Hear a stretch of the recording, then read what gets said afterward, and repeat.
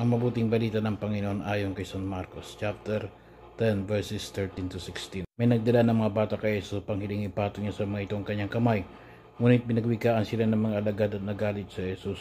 Nang makita ito, sinabi sa kanila, "Pabayaan ninyong lumapit sa akin ang mga bata, huwag ninyo silang sawayin, sapagat sa mga katulad nila naghahari ang Diyos.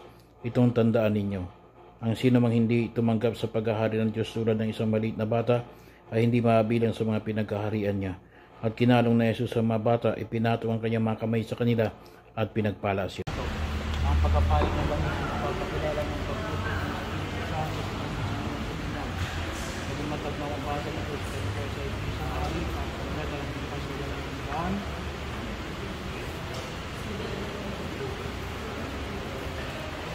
Tidren Kyler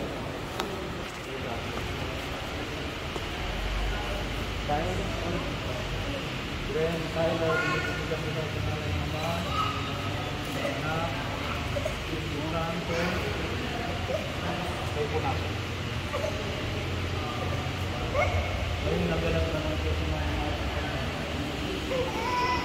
Santo at kahit na kami sa pagkakilala ng pagkakilala Santo sa mga maging talagang mga bata ng Diyos